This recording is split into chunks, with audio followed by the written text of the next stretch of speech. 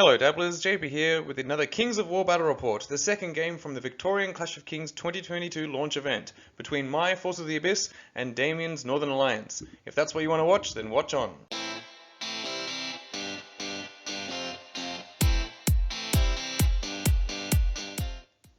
As a quick foreword, this channel is actually my own with my wife, Florina, and so we both have our own different parts of content that we put up. I have my Kings of War wargaming kind of content, and Florina has her stitching content. So as long as you don't mind a bit of both coming through your subscription feed, then please subscribe to our channel. So this is Game 2 for the event Victorian Clash of Kings 2022 launch event, which is quite the mouthful, but it describes exactly what's going on. Clash of Kings was just been launched. This was at the end of November and start of December, and everyone in Australia was finally getting their hands on it. That was the tricky part, getting it all the way across the water. So this event had a whole bunch of new rules floating around, and we had it at a venue that I haven't been to yet, which was the House of War in Ringwood, Victoria. So this has a big upstairs area full of tables, and so we occupied most of that area, and it was just really nice up there. It has very good lighting, which unfortunately didn't help my camera work, but I slowly got better at that, I hope. Some saturation around. So the event itself is 3 rounds of 2,000 points. The first round, already done. I won't spoil the result of that game. That has happened. If you want to watch that video, that was before this one, so just follow this link here or in the description below. That was against Salamanders. Now, I'm in a game against the Northern Alliance. So, I've got my Forces of the Abyss as usual, and you'll notice that the list is quite similar to what you've seen before. So let's go into the lists. So I won't go into too much detail of my list, but I'll go through it just once in each video, just so that anyone new to it doesn't completely come in without knowing what's going on. So I have my 2 Abyssal Guard regiments, nice and solid. Abyssal Ghouls, not as solid, but more nerve, with a healing brew, just to help keep them going that little bit longer, if I remember to use it. Then I have a troop of gargoyles as chaff to get in the way, a regiment of flame bearers to just pepper with a couple of shots. It's only 1 regiment, it's not so bad. Then I have a horde of tortured souls. These actually hit quite hard, not as hard as the Abyssal Horsemen that come next. So a regiment of those with the Brew of Sharpness hits really hard, and this is in exchange for what I usually put on them, which is the Jesse's Boots of Striding. With the Brew of Sharpness, they hit reliably hard all the time instead of just when I need to go through that terrain. Then we have the Cronius with the Drain Life 8, which has been getting off a couple of Drain Lives, and I think it's relatively useful, but I'm still not sure. And then finally, we rounded out with my 3 sources of inspiring: the Abyssal Fiend, who is just the Archfiend but light, no wings, he's a bit slower. And then we have the Manifestation of Baal, who's the opposite. He's very fast, he hits about probably just as hard, crushing 2, but he also has Lightning Bolt 7, so that means he's useful nearly all the time. And finally we have Uzu the Betrayer, who can really whip out a lot of good Lightning Bolt, and then at the end he can still do the Bane Chance. So that's my list. So here's Damien's Northern Alliance list for the event. And this is the first time I've actually gone against Northern Alliance before. I've done it once on Tabletop Simulator, where my friend brought a whole bunch of Ice Elementals just for fun, that Ice Elemental list, where it's mostly Ice Elementals. But this is completely different. So what we have here is a big horde of human clansmen with the Makwar's Potion of the Caterpillar to give them Pathfinder. Makes sense, they're a big horde, you want them to be able to get through all the terrain without problem, apart from obstacles, of course. Then we have a regiment of half-elf berserkers with the Brew of Haste to make them that little bit faster. We have Ice Kin Hunters, which have been upgraded thanks to Clash of Kings, in a similar way to a lot of the the Gladestalker-esque regiments have. They've got some improved melee stats and more attacks, so that they now can actually do that duality of both close combat and shooting that they were supposed to do. Then we have Snow Foxes, 2 regiments of these to just get in the way.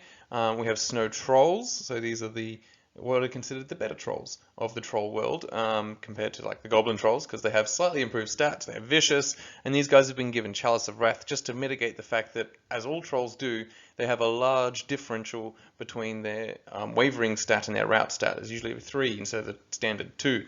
So having a Chalice of Wrath to give them fury is a sound choice to keep them in the fight a bit longer and hit back. So with the fury, it means that you're never going to waver them and stop them in their tracks. Then we have Frostfang Cavalry, just a regiment of those, because they hit like trucks, they're pretty good.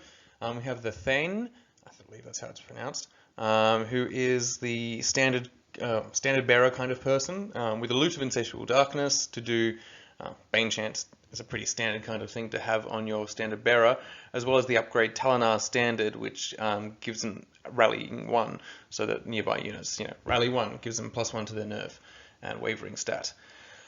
Then we have the Lord on Frostfang, who is just a really powerful character by himself. He's more expensive than Frostfang Cavalry, and that's because he has 1 better melee, but by himself he just brings so many attacks, and he's really powerful. So and the Snow Fox just makes him just ever so slightly better. Then we move finally into the support roles, which is the Ice Queen, who has Icy Breath 10, which comes as standard. But what's new from the Clash of Kings is the rank 2 Shadowbeast. So that's the Host Shadowbeast spell. And so this has been combined with what's coming next, and that is Orlaf's Raiders. So we have in the Orlaf's Raiders, you must take 2 regiments of human clansmen, upgraded to the 2-handed weapons, thereby dropping 1 defense, and you also have to take Orlaf the Barbarian. It's his Raiders, makes sense. And what you get for your investment is that the clansmen gain Vicious, and Orlaf gains an Aura of Slayer D3 and Inspiring. And that's only to Berserkers, of which the human clansmen have now gained that keyword. So you keep them all together, and they all get Slayer D3, and he inspires, and it's quite a choppy contingent. And so then what makes it extra choppy, which I think a lot of people have identified, is that the Host Shadowbeast, when in combination with Orlaf the Barbarian, it's that idea of chucking on even more attacks, and then Orlaf has that the Unstoppable Whirlwind, whereby he can then double his attacks. So it's the perfect storm whirlwind, if you will. And so when I saw this being put down, I think it got into my head in terms of deployment, which is what we'll get to next. So the scenario for Game 2 was Invade, as indicated very clearly on this slide. So for those not aware, Invade requires you to move your forces across this midline, and those who have the most across into their opponent's middle area, or half, win. So the most unit strength is what's required. So quite a simple scenario. And so I had kind of deployed with this in mind, but my army tends to want to move anyway, but it doesn't move particularly fast because most of my stuff is speed 5. So as usual, I deploy everything up as far as I can on that line, the 12-inch line, and I'll go through that deployment right now. So starting on the left with the things that I didn't quite get in the picture, as indicated by this helpful notification, I have a regiment of flame bearers right there at the edge, with the Abyssal Fiend right behind them. And then in front of those, or next to the flame bearers, we have 1 regiment of Abyssal Guard, followed by the Cronius, and then the other regiment of Abyssal Guard. Behind these Abyssal Guard is a troop of gargoyles, ready to spring out in front. And then we have the horde of Abyssal Ghouls, and behind the horde we have Zazuzu, ready to use them as a battery, and we have the Abyssal Horsemen behind those as well, just ready to charge off in any direction. Right in the middle, ready to go either way, is Baal, and right on this right edge we have the Tortured Souls. So why was I deploying this way? Well, it was mainly because as he started plonking down this, which is Orlaf's Raiders, so Orlaf there, you can't see, but behind that is where the Ice Queen is to give Host Shadowbeast, and then we have the 2 regiments of human clansmen with the upgraded to have the 2-handed axes, all that kind of stuff. Behind those are the Snow Foxes, one of those regiments of Snow Foxes, as well as the Lord on Frostfang, who's peeking his head out over the trees, because these guys come with their own trees. Why not? Then over here we have another regiment of Snow Foxes in front of, this time, the Frostfang Regiment, or Frostfang Cavalry, and then the horde of human clansmen. And then on the other side, kind of in their own little isolated area, we have the Snow Trolls. I think these are the half-elf Berserkers, and these are the Icekin Hunters. Yes, and behind both of these is the Thane, or is the Thane might be there. So that's the deployment there. And so, yeah, what got in my head was I saw this go down, and I think, oh, that's got Slayer D3. Oh no, they're going to hunt down my monsters, of which I have 3. I have 3 targets for them that are quite valuable. And so I was thinking, well, they're defense 3. I could just shoot them off, you know, why not? But my army's not really skewed towards shooting unless I really bring everything to bear, including, you know, Zazuzu and Baal. But I just thought, you know, the Flame Bearers should be able to do it. So that's why the Flame Bearers were deployed over here, and I put a lot of other stuff over here when really I should have not deployed so fixed on one formation. And a lot of people talk about this, you know, when you're deploying, it is important to really, you know, think about what the opponent's putting down, of course, because some things really do affect your deployment, like something like anything with scouts that can move up and get a first turn charge, things like that. You don't want to open yourself up to that, but then by the same token, you don't want to completely change up what you're doing and ruin what might be a very good deployment for your kind of army. So heavily weighting on this side when really maybe I should either have spread out or chosen an easier path, because if you take a look here, this is much easier. There's only the hill to cross in order to cross this midline, whereas here I'll have all this terrain. These guys are going to have to move very slowly through that if they can at all. So I should have picked the path of least resistance when it comes to terrain instead of fixating on this formation, which really is, well, very powerful. You know, they are just human clansmen, so they have to get there first. They've only got 12 attacks, whereas, you know, some of these other units that I didn't put so much stock into, I probably should have focused on them instead. So, with that out of the way, it's time to move on to who gets the first turn.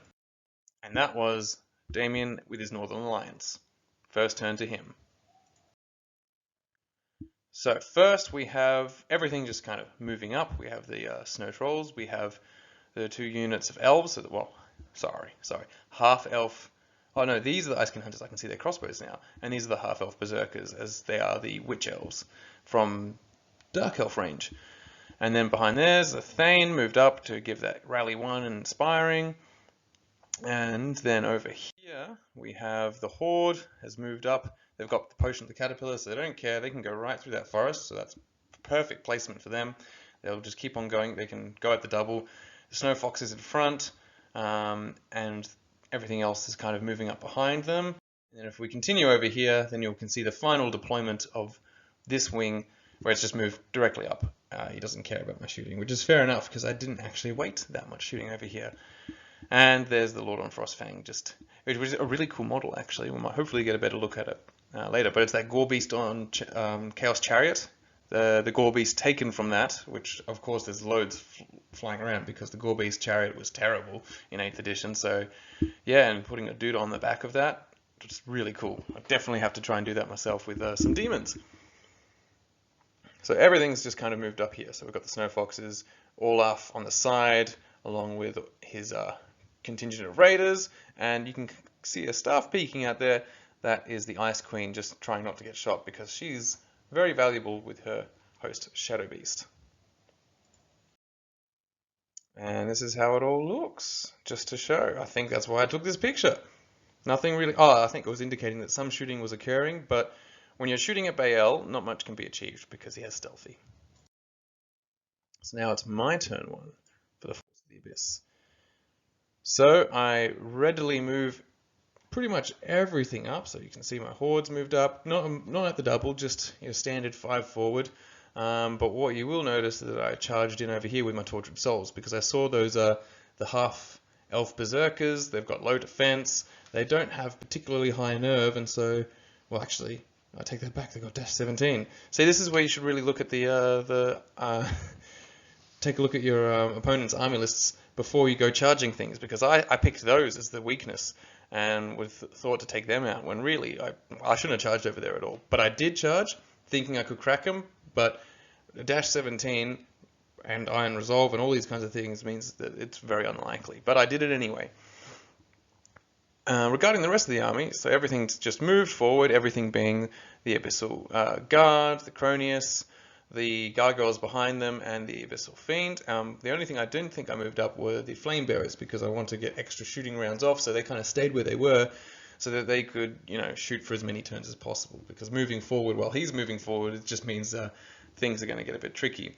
The Abyssal Horsemen have moved alongside the hill, just so they can have line of sight on things, and they're staring down at these trolls, because I identified those also as a threat. Because, I mean, they are pretty strong. And Bale's sitting there ready to lightning bolt whatever needs be. So, in terms of lightning bolting, I think you can see here that some shooting has occurred, putting damage onto this particular unit of raiders. So these are the human clansmen. So these thimble-looking things are actually wound counters, which is good because, you know, obviously the danger of using a dice as a wound counter is that you're liable to just pick it up and roll it again and then wonder what happened to their wounds. So these are really good. The only problem is it's just a bit hard to take a picture of them next to the unit, because he has them obviously facing himself because he wants to know how much damage each unit has, but then taking a picture I won't know. So I did some damage, and you can see over here there's some damage was also put on my Abyssal Ghouls by Zazuzu in his readiness to, you know, suck life from them and to fuel his spells. But not all that much, because 2 means only 2 hits, so that's not great. So hence these guys are still here and not dead. Yeah. Now this combat was very dismal. So already I said that they're dash 17, which I didn't think of. I was thinking, oh, you know, maybe they're 13, 15, standard regiment, right? But no, these are berserkers. They're crazy, even though they have low defense. And these guys will be wounding them on 2s. Nearly everyone wounds them on 2s because, yeah, defense 3. So this is where my flawed thinking came in. But in any case, they're here. They flubbed. They didn't do well because they hit on 4s. And if anything hits on 4s, it's, you know, it's always very chancy in terms of it will do spectacularly in one game, and then in the other game you will do dismally. And this isn't a case where they just completely failed to do any kind of damage. So it's on to turn 2. Not very exciting. I didn't kill anything as I hoped to. And now I get punished for it.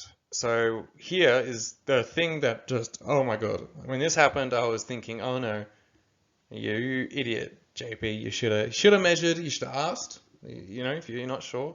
Because yeah, these trolls, I know trolls, speed 6 trolls. That's what trolls are, they're speed 6.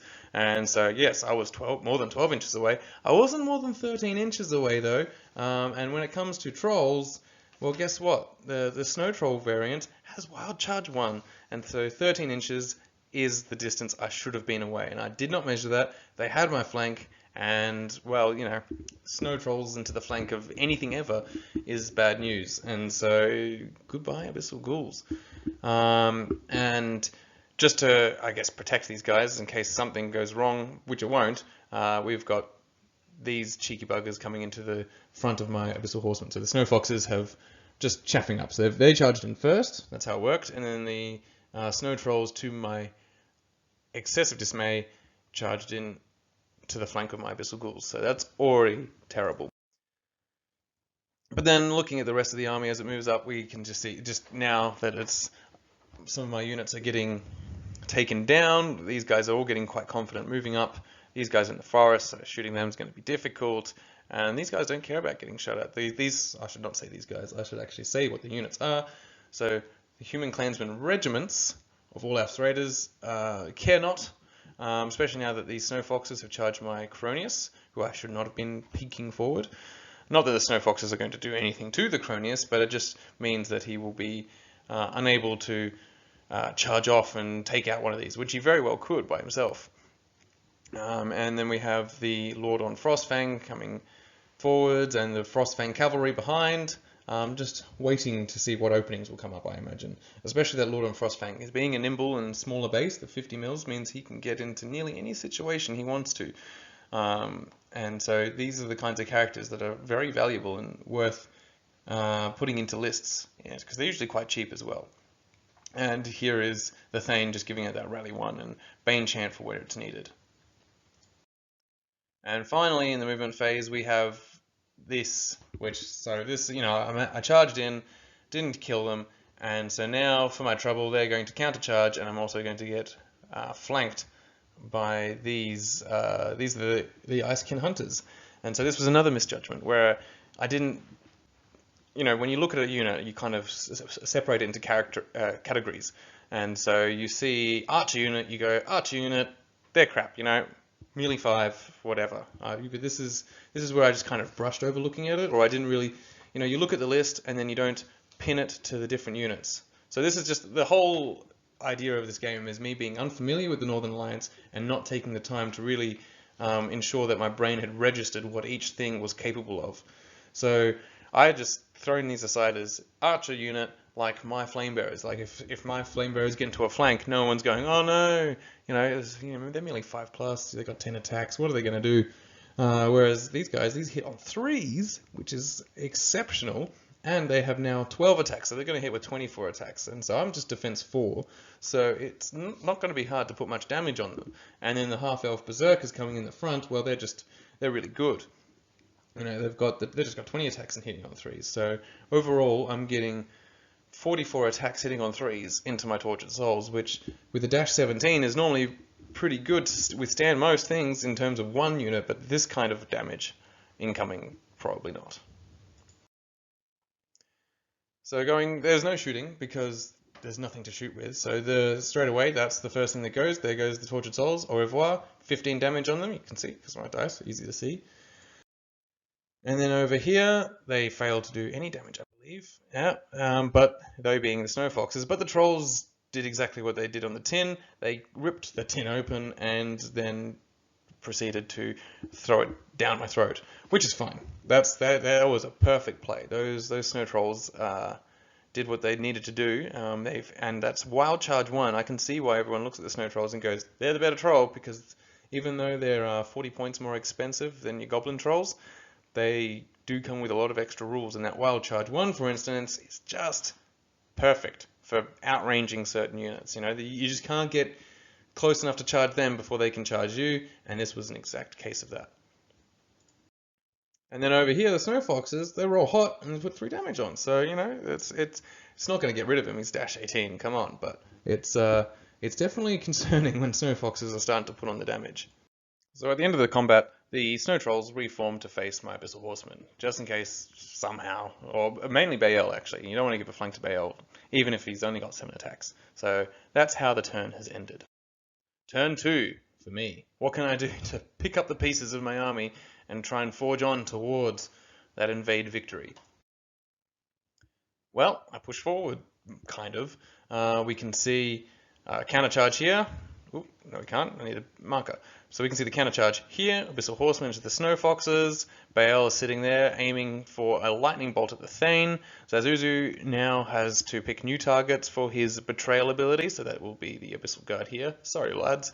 And I've got a double countercharge here. Well, countercharge and charge with the Abyssal Guard and the Cronius into the Snow Foxes, because you might as well put in as much as you can to clear the chaff rather than waiting for the Cronius to whiff, because you could very easily roll a 1 with that D6 so that you have 7 attacks, and 7 attacks is never reliable, even with melee 3. And the Flame Bearers have moved up just to get some range, well, just to chaff up, I suppose. I don't know why I did, but I did. I thought that I needed to really slow this down because I am so scared of it.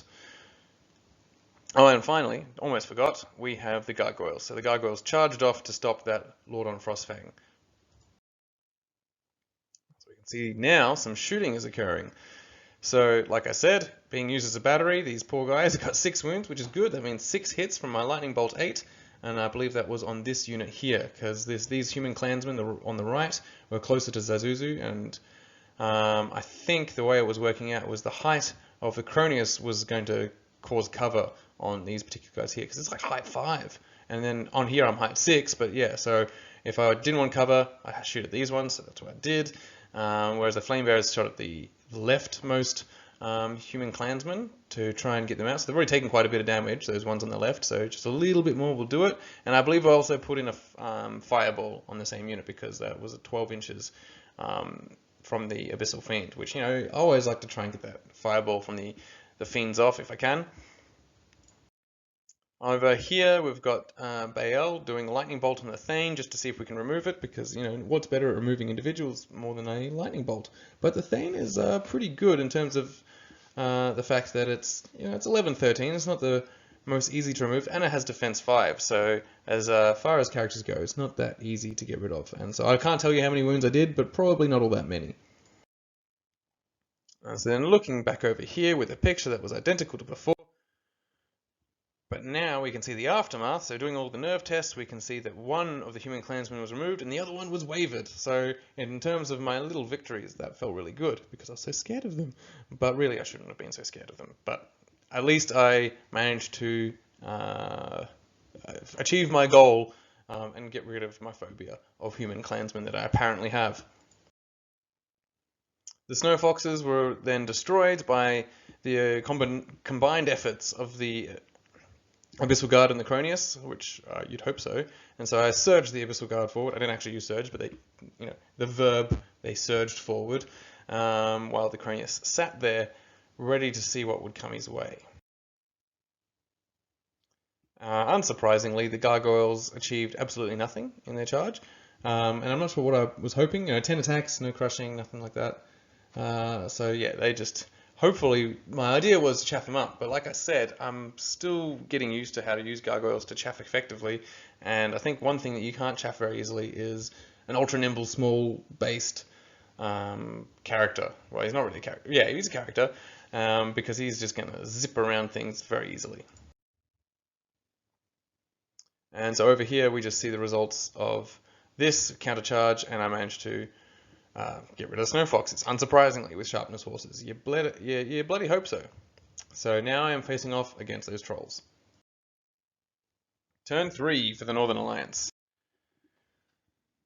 So Orlaf is finally unleashed to charge right into the Flamebearers, who he hopes to remove very quickly. Over here, like I said, damn his nimble feet. So this guy had range from there. He could see from there because he's slightly taller. He's height 4, not slightly taller, very tall. And all he needed to do was do a disengage, right-hand turn. Yes, for him, right-hand turn. So bing, and then left-hand turn, bing, and then scoot on down here just to clip that side. And then in he goes. So I'm still getting used to just visualizing these paths and trying to block those. Because that's what I should have done.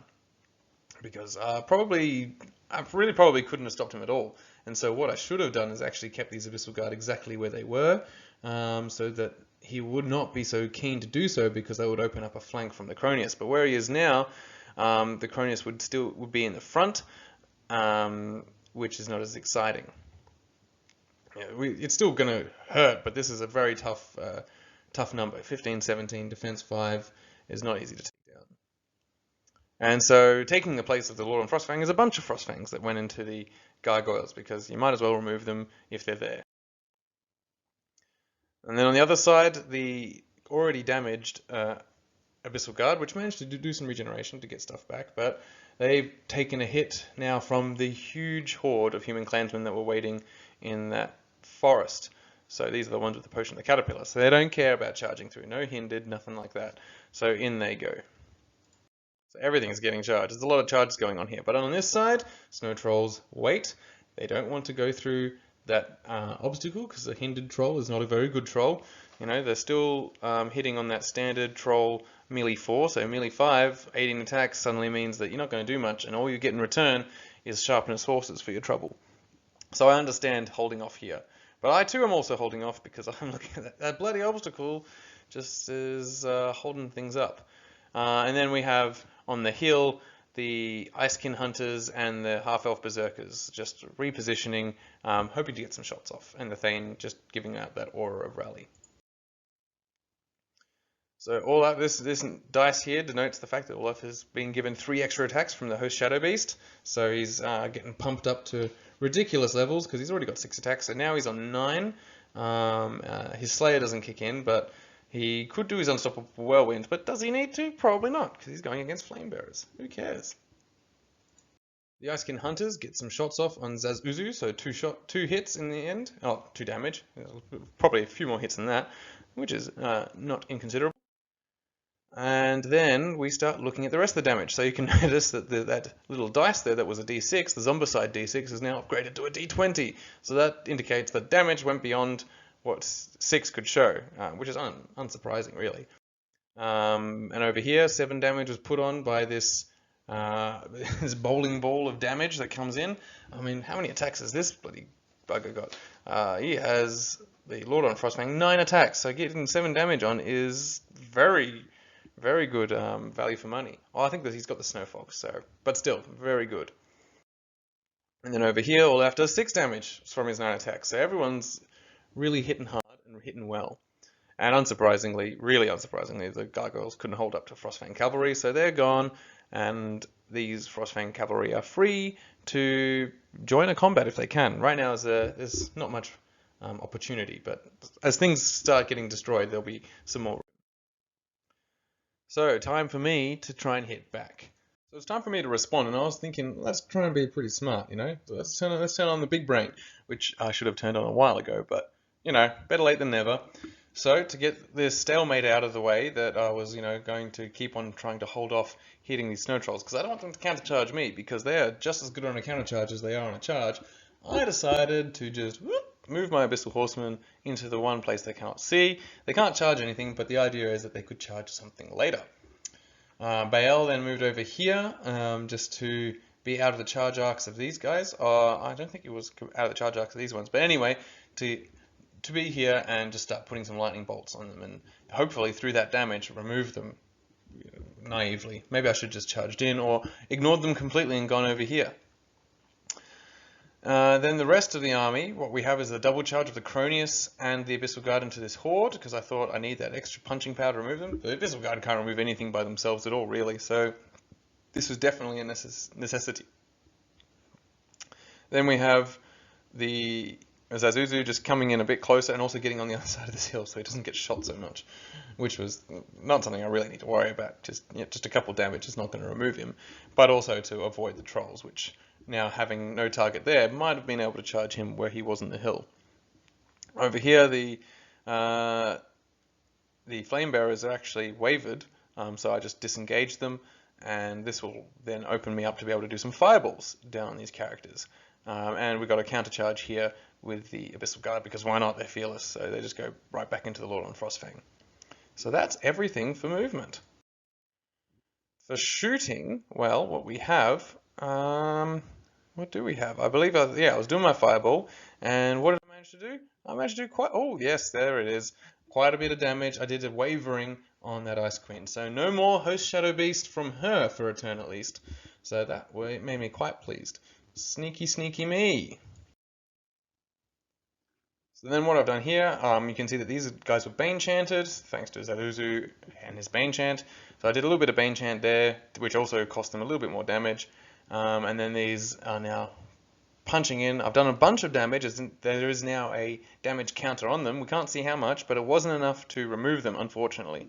So they will countercharge and probably remove something, because they just have so many attacks, and crushing one built-in base. Over here, I managed to put some damage on the Lord on Frostfang, but also didn't manage to do anything there. So what I've ultimately achieved in this round is to get a wavering on that Ice Queen.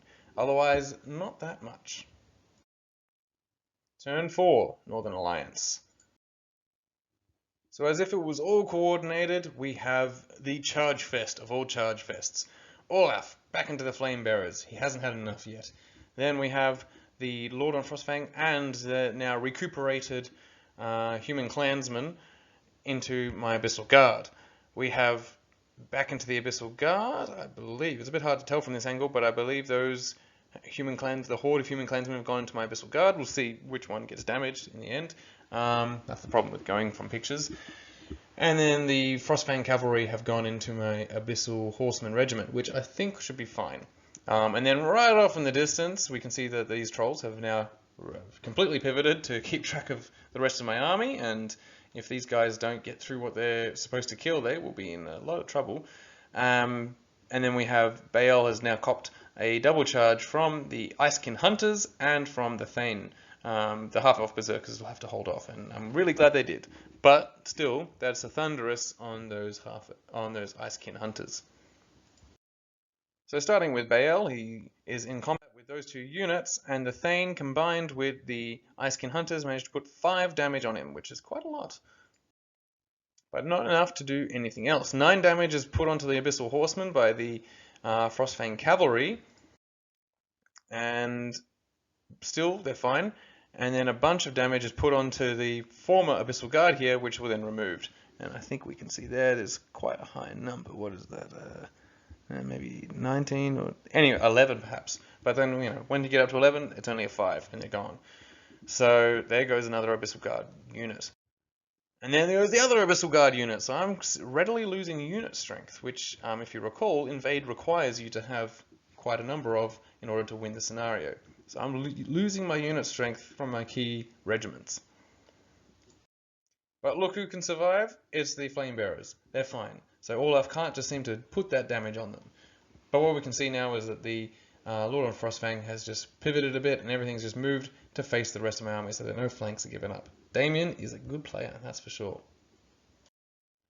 So time for me to take out some of his units so that this unit strength balance can get a bit more in line.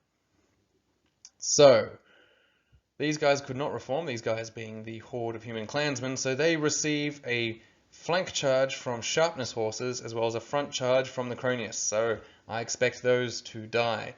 Over here, Bael, who didn't need Nimble to achieve this, managed to charge into these half-elf berserkers, which he didn't expect, which made me feel a little bit smart, but still it's not the smartest use of Bael overall because he shouldn't be here. He should be over here doing flanky charges and hitting rears. That's when he does best. But the Abyssal Fiend is finally getting some use and has gone into these human clansmen, and the Flame Bearers have just gone into Orlaf because they're not wavered anymore, so they might as well try. You never know what could happen. And Zazuzu is walking through this wasteland of death, wondering what he can bane chant. So damage has been done by Bael. Can't say how much, but he did do some damage. Was it enough to remove them? No, because I didn't take a picture of it. I would have. Believe me, I would have been quite excited to show that picture. But then over here, with this flank charge of Sharpness horses, it is unsurprising that a horde of human clansmen cannot stand up to such might from the Abyssals. Then moving on to these over here, we can see that the Abyssal Fiend managed to make them wavered, so obviously put on a considerable amount of damage. He's only got 7 attacks though, so he does have Brutal, thankfully, that always helps, but yeah, he's only got 7 attacks, so taking out something by himself is not a sure thing, ever. And over here, we put on 1 damage, hooray! So that just doesn't really get rid of Orlaf because he is quite the confident lad, -16, but it's a start, you gotta start, and these Flame Bearers have held far longer than I expected them to. And so these is the state of things. The Abyssal Horsemen have turned to face the Trolls, the Frostfang Cavalry, and everything, and this is probably not great because that's a lot of things to face down. Any one of those is a threat, multiple of those is too much. And the Cronius is now free, but free to do what? I'm not sure. But, I did take a picture of it. Look at that! I must have come back to it in the end, because, yeah, look, Bael took out those berserkers. So there's one less thing that can charge into my horsemen. I don't think they had range on it, but it doesn't matter. They're dead, and Bael is turning back, ready to do a rear charge on whoever might try to take out the horses. So it's time for turn 5 of the Northern Alliance. So it wasn't a multi-charge. I was expecting a multi-charge from the Frostfangs and from the Snow Trolls into my Abyssal Horsemen, but instead the Snow Trolls decided to go it alone, while the Frostfang saw that Bael was too much of a threat to be just left sitting there, along with a Thane who can just, it's an individual, so can charge any which way. The Abyssal Fiend, for the trouble of having taken out, well, not quite taken out, but wavered them, since he then couldn't readjust himself to face this Frostfang, gets a Frostfang in the flank. And you don't want a Lord on Frostfang in the flank ever. I would recommend it be avoided at all costs, because it hurts. That's a bit of a spoiler alert, but I don't think it amazes anyone in particular. Over here, in the combats, finally, Orlaf has achieved his ultimate goal of removing Flame Bearers. And, well, you gotta start somewhere, boy, and he has taken some Flame Bearer heads. And I think, in terms of points, they're probably about roughly the same points, so the Flame Bearers did pretty good just holding him up. And they did some damage to these former human clansmen that were there. So, unsurprisingly, I keep saying unsurprisingly because it is unsurprisingly, especially for me. I should have seen these things a mile away, so it's a lesson for me, as well as a lesson for anyone that might be new to this game. Yeah, trying to send in things, you try and send in enough things to kill stuff. Wavering can always be very useful, but in this particular case, I wanted to be able to not give a flank to Lord and Frostfang, who did kill the Abyssal Fiend. 13 damage! That's a lot of damage for a poor guy. And over here, well, actually, this was quite surprising. The Frost Trolls managed to destroy the Abyssal Horsemen. They did have a bit of damage on them already from previous combats, but this surprised me that the Snow Trolls by themselves, with their 18 attacks, did the job. And so too did the Frostfang Regiment. Even though they don't have as many, like a huge amount of attacks, 15 attacks is a lot for a regiment. And so yeah, they took out I took out my Baal, so there's no more threats from this flank from me. So it's time for turn 5. What am I going to do?